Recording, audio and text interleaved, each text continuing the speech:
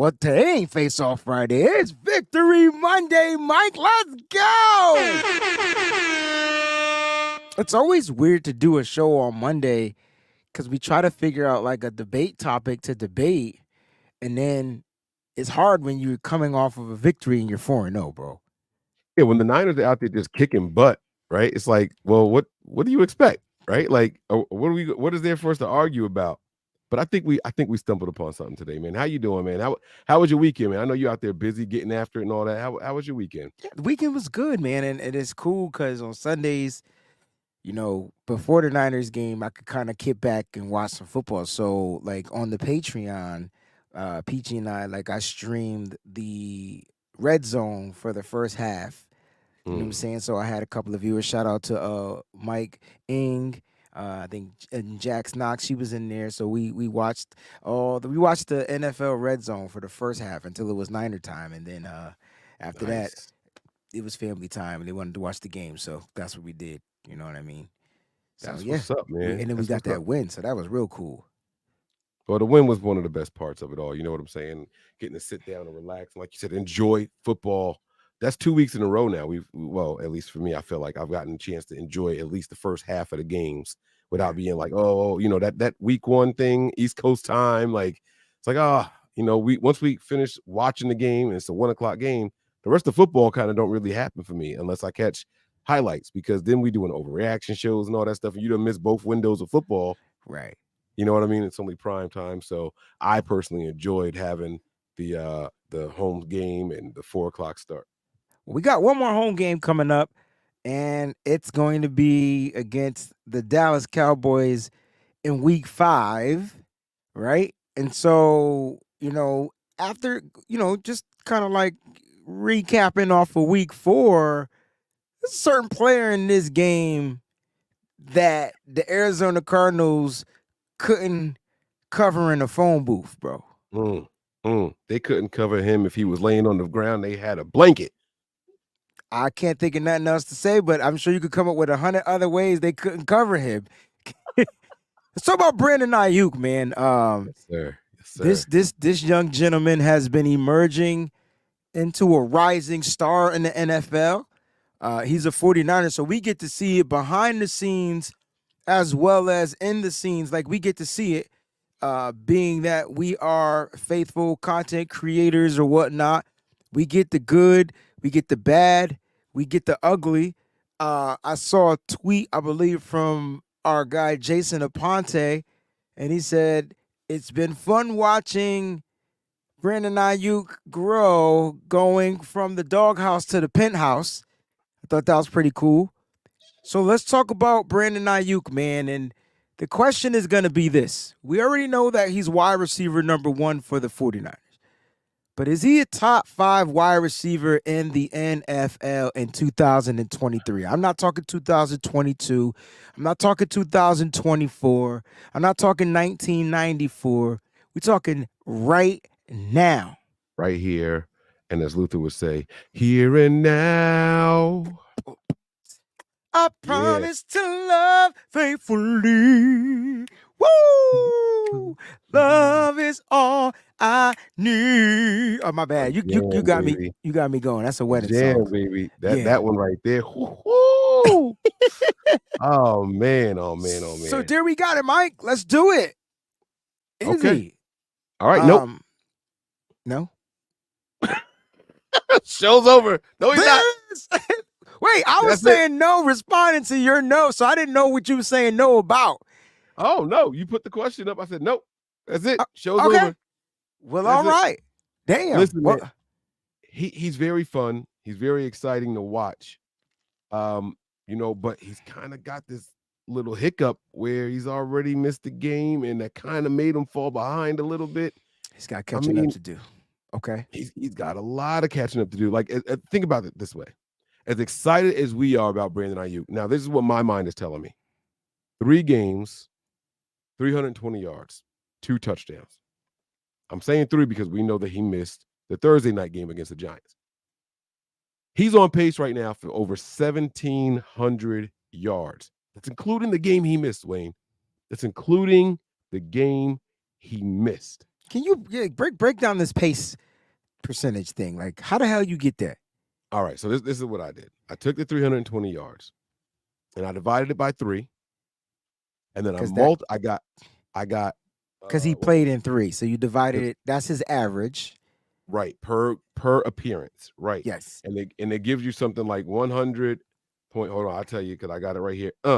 It gives you 106.666666666667, and then I take that number and I multiply it by 16, assuming he stays in the rest of the season. Damn.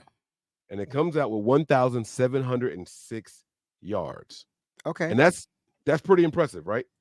Yeah, that's pretty impressive. That's impressive, period. That's Right, impressive.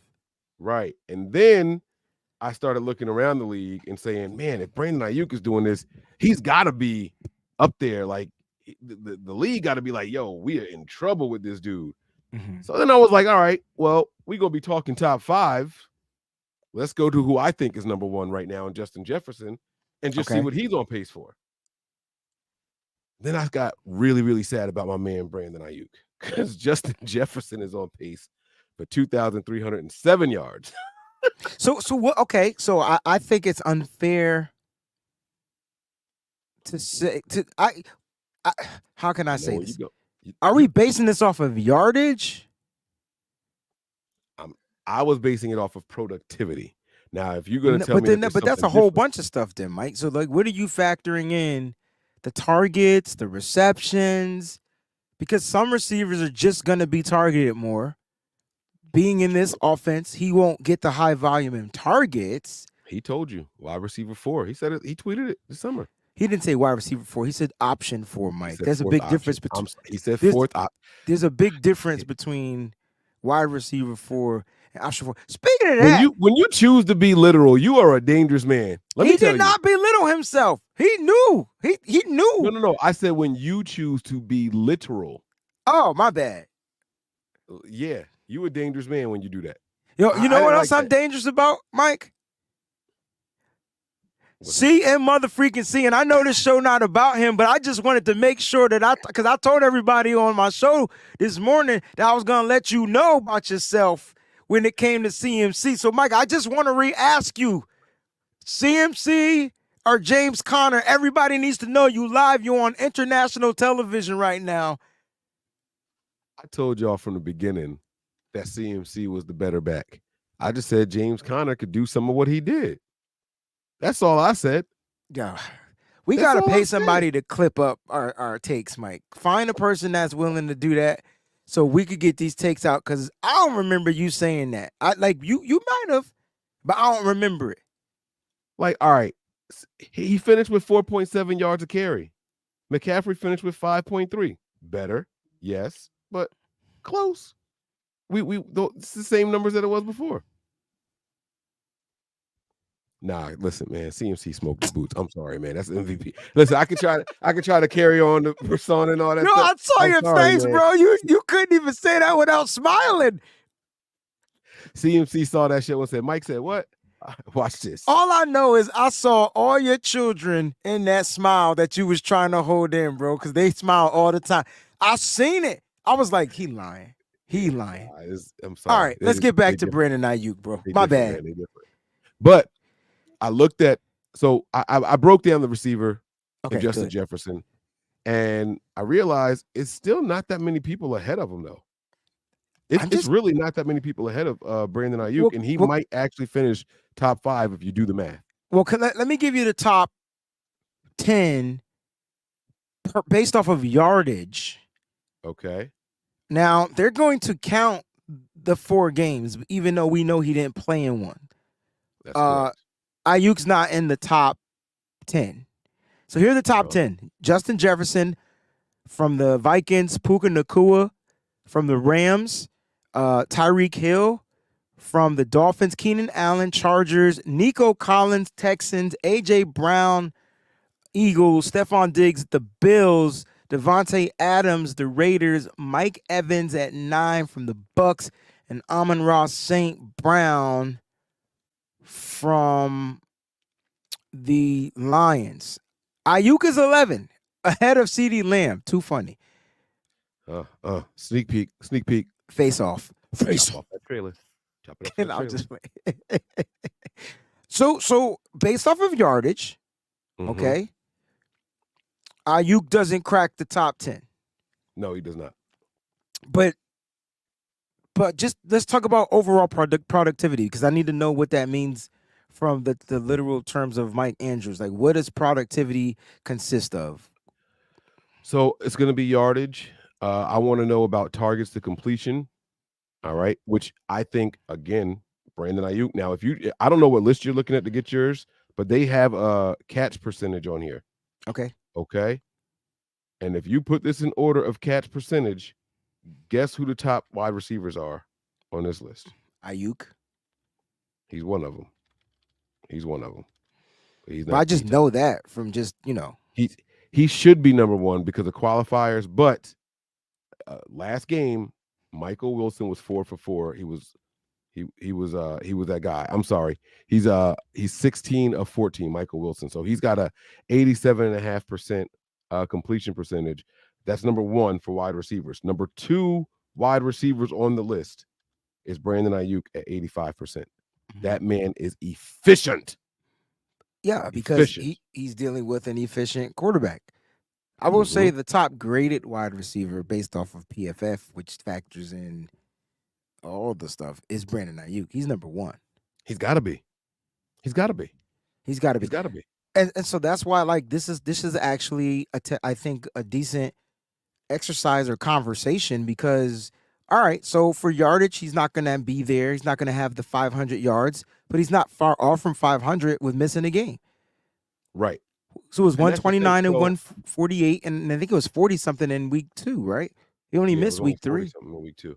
But that's the thing, right? When I took his numbers and I got the 106, I only did that by and I know we missed the game, the 106.66667, right?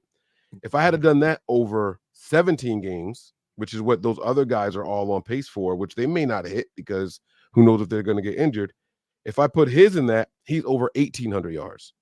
You know what I'm saying? So, I mean, he's doing something that we haven't seen here in a long. I mean, these Jerry Rice type numbers he's looking at right now. But again, it's just projection and looking at what he's done so far.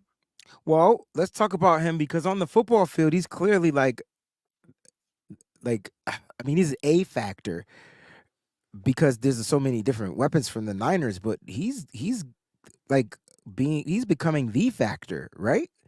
Like, yeah. I mean, week 1 he was the factor, even though we still rushed the ball predominantly. But, week 2, a little bit less of being the factor because they played a lot of zone. The Rams caught a couple of passes. Week 3 got injured early, right? Or he didn't play in that game. Week 2 he got injured. I'm sorry. Yeah, week 2 was the game that he got injured in early. Week 3 he didn't play because it was a short week. And that was the Deebo game. That was against the Giants. And then in week 4, like, quietly he just goes out there in the mouth. He just goes out there and balls out, right? Like in week 4. So it's just like weird. Like he's emerging to this top weapon because the Niners are going to continue to throw the ball depending on how it looks. Let's talk about like Brandon Aiyuk's been getting open though, bro. Like these ain't just, quick throws and stuff like that. Like, I mean, Brock Purdy was 4 for 4 on the deep targets, and I think they all went to Brandon Aiyuk. Bro, he was the man. He was the downfield killer. And like there's other stats that he's top 5 in. Like we talked about catch percentage. He's top 5. He's number 2, right? We talked about total yards where he's only 11, but yards per reception. Like he's not just top. Running dink and dunk. Bro, he's 18.8. He's number 4. He's number 4. Well, he's 5 because there's a tie between number 2. So not on mine. I don't know what you see. Yeah, so yards per reception? Yeah, so well, you're right. He's 5. He's 4. Oh, you know what? I see that Mims doesn't have a lot of targets. I guess yours might have it based off of a certain amount of targets so far. Well, like Will Mallory is up there, but he's only had 2 targets. So Will Mallory and Justin Watson from like some of these guys shouldn't even be up there if they haven't been targeted over a certain amount of times. But we didn't put that disclaimer in there, so he Right. But might even be okay, top so 3. mine has all of that. I don't have the Will Mallory person you're talking about. Mine has Marvin Mims number 1 Yep. at 26.9. Yep. Justin Watson number 2 Oh, okay. That's why. at 20.4. Yeah. So ESPN list is kind of screwed up, and so they have Will Mallory there, but he's only played in one game with 2 targets, 2 receptions, 49 yards, 24 and a half yards per carry per catch. Is he a receiver? He's a tight end. That's why I'm looking That's at why. receivers. Yeah, but they I'm do looking they do receiving here. Right. They're Right. telling you pass catcher. I'm gonna kick Bears ass. Bears. Sorry Hey about Bear. that. So like this is and the reason why I like this is because I feel like there's a big position battle matchup this upcoming week. Mhm. And you got 2 wide receivers that were drafted in the same draft, I believe. Or was that Or was CeeDee Lamb drafted in the Deebo draft? I can't remember. I thought he was drafted in the Aiyuk draft and AJ Brown was drafted in the Deebo draft. But I could be wrong. I don't mind being corrected. 2020 2020 was was Aiyuk. Yes. all 2019 right. was Deebo. So in 2020, I could tell you the draft listing here. And you want to know about what wide receivers? Yeah, because that to me is the matchup, right? Like that's the Brandon position. Aiyuk went 25. Justin Jefferson went 22. Oh, Jalen Rager went 21. CeeDee Lamb went 17. there it is. Jerry Judy went 15. Henry Ruggs III went 12. And he was But the first he one was off the the first board. one off the board. Yes. So you said 17 for CeeDee Lamb? Lamb. Yes, sir. 1725. I wanted to say 1738, but he didn't go I'm like 38. Edward Capello. Yes, sir. Sorry, but So yeah. that's so when we get to the face off, we're gonna have some fun because if you're talking about yardage and you're talking about the Cowboys being a pass first team, basically, he's under. CeeDee Lamb's Right. under with 1 extra game. Mm. Yo, it's time to start putting some respect on BA's name. I Mm. feel like if BA is throwing the ball, if it's in his vicinity, it's a catch. It's a catch. Well, so the site that I use is not just a catch though. So Pro Football Reference has this thing called a success percent, right? It's a successful reception gain. I see it. A successful reception gains at least 40% of the yards required on a first down. Okay, so it could be 1st and 40. As long as it gets 40% of that, it's considered a successful down and distance. Okay, like all right, 60% of yards required on 2nd down and 100% of the yards required on 3rd or 4th down, meaning like help us get these first downs. All right, the later in the downs you are, the more of the yards they require for you to get. Okay, I love this stat. Guess who's number 1? I'm looking dead at it. I ain't gonna You guessed it. It's Brandon Aiyuk, man, at 85%, followed by DK Metcalf. And then the next wide receiver is way down on the list is Michael Wilson again. The Niners made him famous this weekend. Ain't that crazy? Well, the Niners make receivers, rookies famous because the way that they take away the stars. I mean, even though Malcolm Brown in the Arizona game was the best receiver in the game, like Michael Wilson looked like he had the better success rate. Right. You want to know why?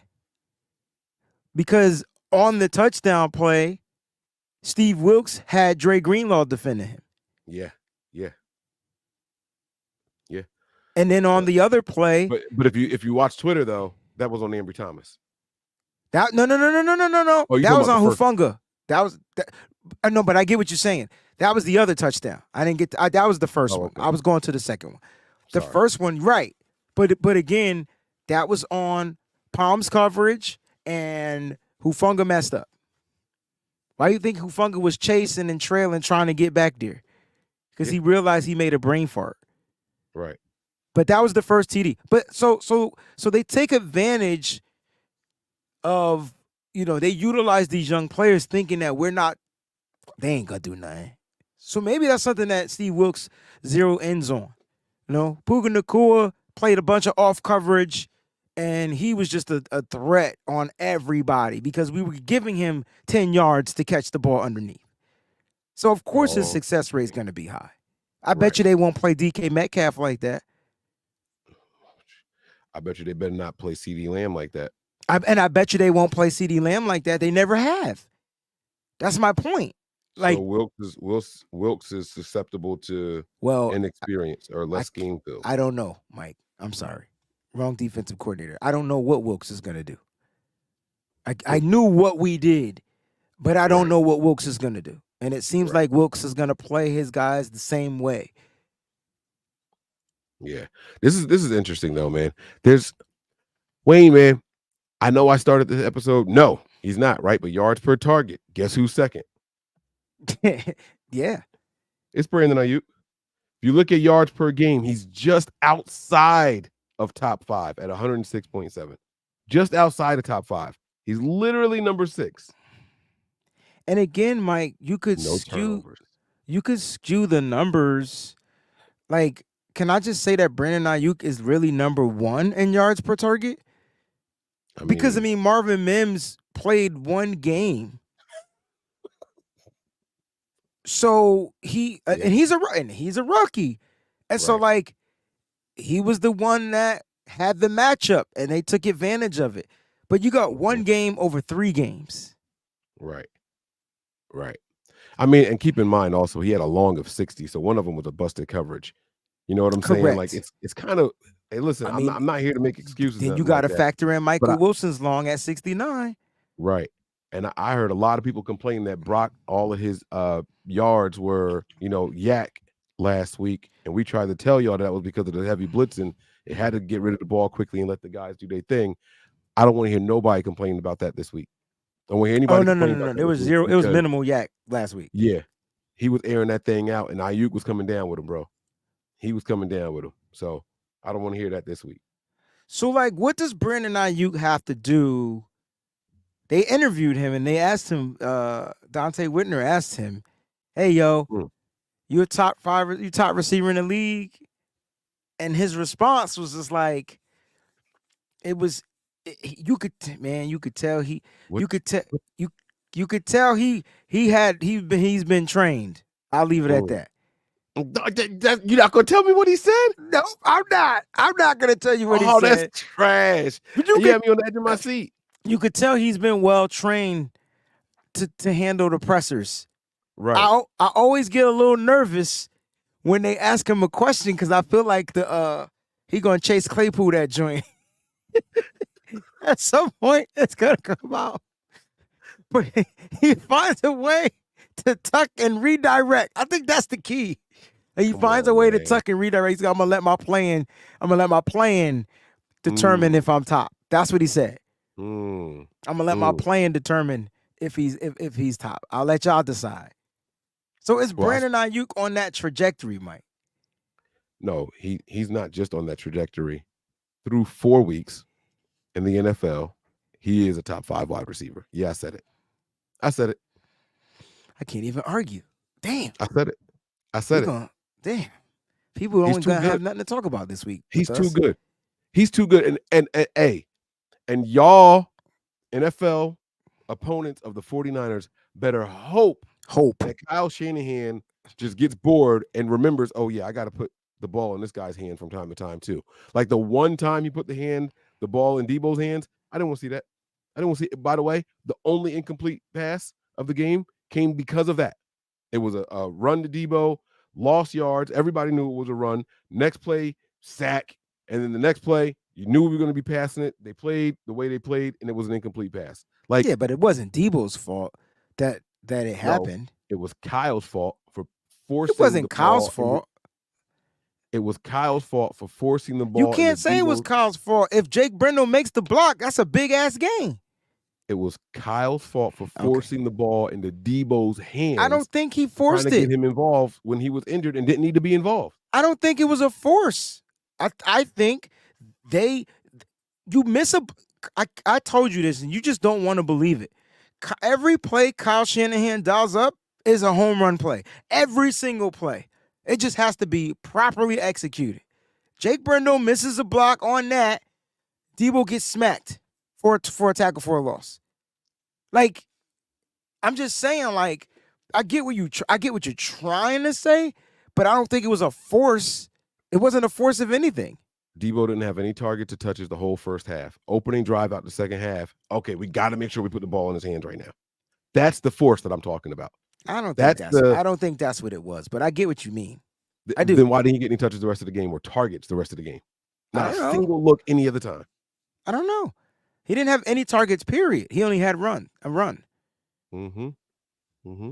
But if you want to say that's a force, then okay. But don't say that was the reason why that whole drive happened.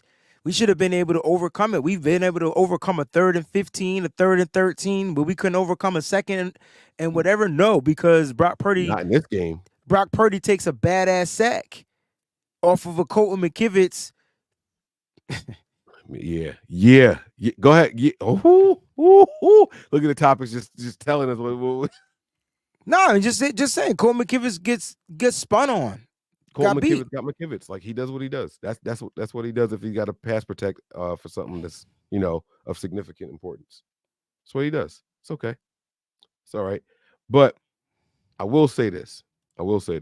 I felt it was forced. I felt like Kyle was like, I got to get my guy involved in this game somehow, so they don't just know he's a decoy, right? Mm-hmm. I let him be a decoy for the whole first half. And when I say a decoy, he was half-assing with the blocking. I think like he knew when it was a play coming to my side of the field, down the field. I saw him willingly engage in those moments. But for the most part, there was a play where they snapped the ball and I saw him backpedal. I'm not exaggerating at all. He didn't run a route. They snapped the ball and he just backpedaled, like got out the way. But I'm not kidding.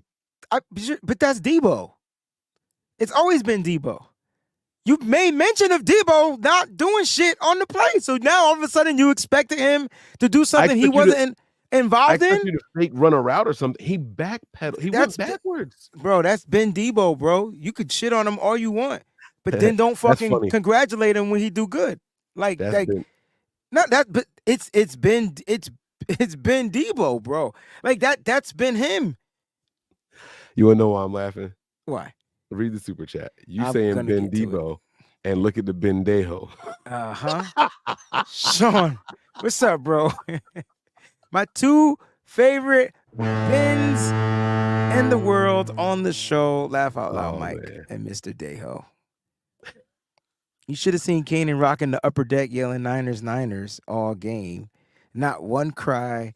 My man, this week's gonna rock, Sean. It is. That's what I'm talking about. Yeah, Sean, man. I'm looking at these flights right now, and I'm gonna cry.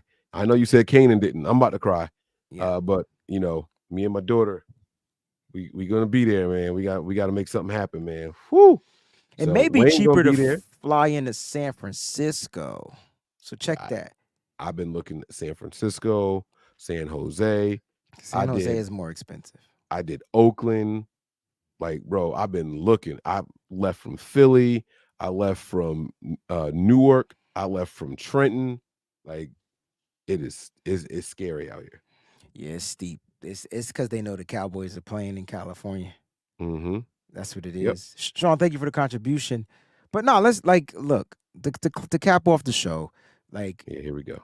Brandon Aiyuk is no longer emerging. He is the star. He's here. But the league, the NFL, not ready to receive him yet. I just feel like it's crazy. You know what I'm saying? So that's why I like Brandon Aiyuk's response to when they asked him, is he a top 5 receiver? Is he a top receiver in the league? And he just said, you know what I'm going to do? I'm just going to keep going out there putting out that tape. He said, just watch the tape. Watch the tape. The tape will tell the tale, right? And that's when it comes to Brandon Aiyuk. So as we celebrate and big up, the Justin Jeffersons, the Jamar Chases, who looks crazy, by the way. He's not as productive, and that could be due to the whole offensive scheme over there in Cincinnati. But when you look at those guys, and if I go through this list again, we go through the list that you were going through, and we go off of, I guess, yards we can, I guess, you want to go for yards. I mean, the top names are there, but there's some new names in there, like Puka Nacua, Nico Collins. And can I tell you what those teams have in common? Justin With Jefferson's team, Minnesota, Puka Yep. Nacua with the Rams, Nico Collins with the Houston Texans, right? Yep. They don't CJ have a Stroud, run Ricky. game. They don't have a run game like what the Niners have. Correct. So there's no more Dalvin Cook in Minnesota. Come I on, man. do like Kyron Williams, but he's new to the run game in LA. So I get where you're going with that. I don't even think the Chargers with Austin Eckler always being hurt has pretty much a run game. They have to throw the ball, right? Let's keep it a buck.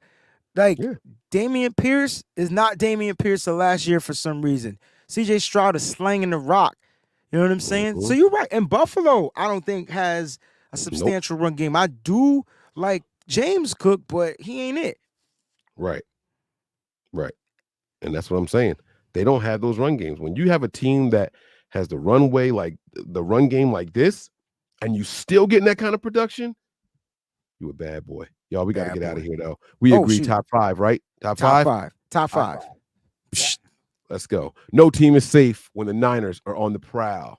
I'm Mike. That's Wayne on No Harm, No Foul. I have the Peace. remix. I like that.